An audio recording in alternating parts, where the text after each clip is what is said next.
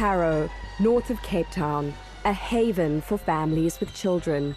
But after recent events, the atmosphere darkens here as a man dubbed the Station Strangler is released on parole. He's served 2/3 of a life sentence for sodomizing and murdering a young boy. He'd confessed to killing others. And this is his new home.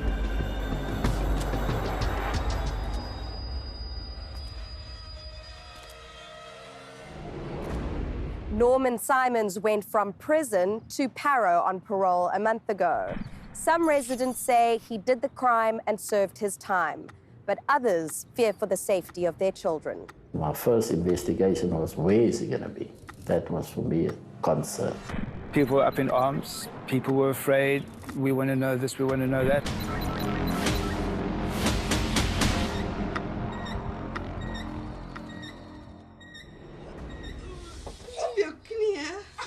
Knowing you live in the street or in the community with someone that hurts little children, and especially boys, it's very concerning.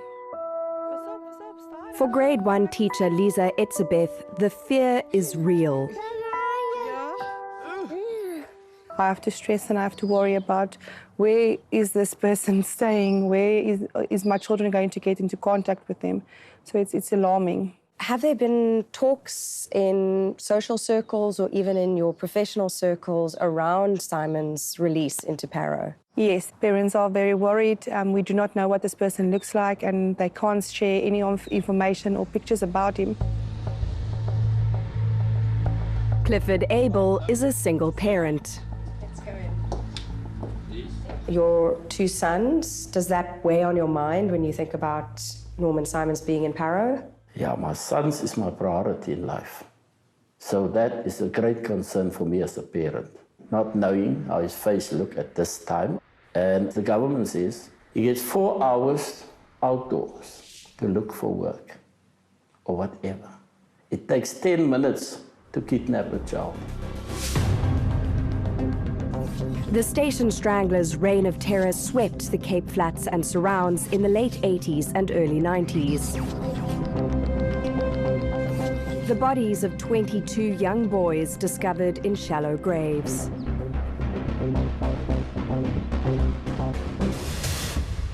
This is the Station Strangler's secret graveyard. The bodies of more than a dozen victims were found here, lying face down, hands tied behind their backs in shallow graves, sodomized and strangled.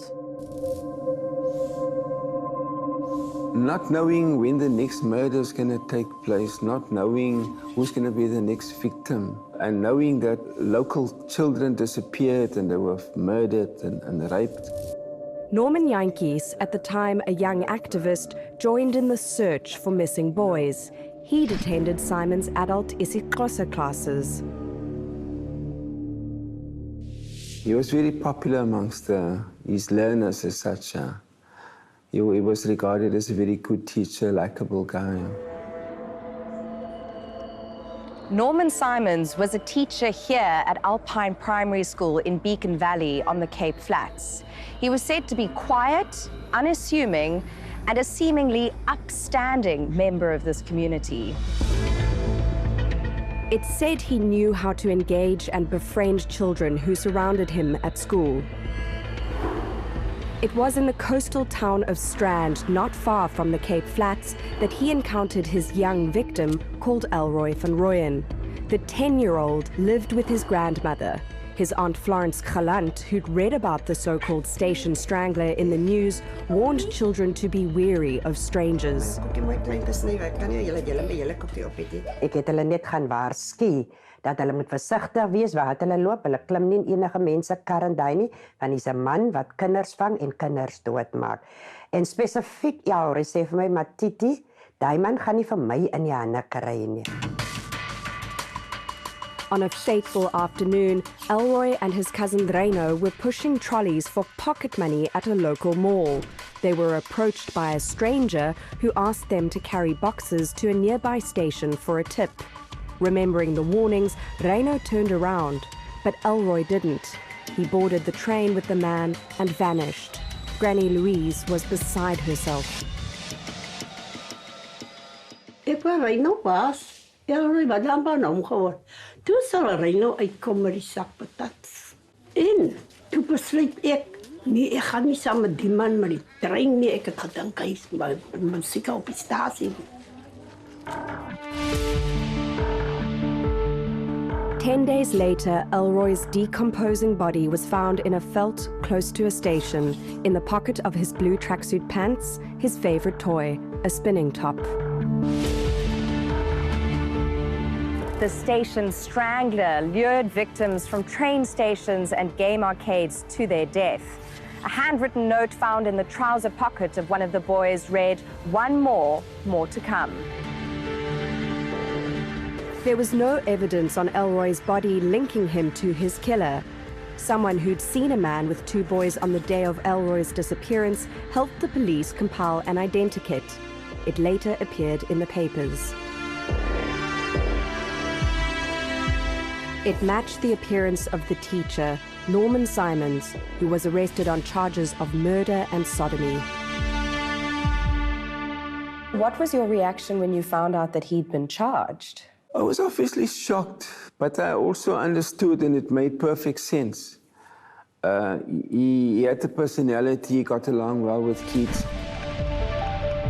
Simons confessed to being sodomized by his late brother as a child. He said it had been his brother's voice that instructed him to kill the children. Simons didn't testify in his own trial, and he was sentenced to life in prison.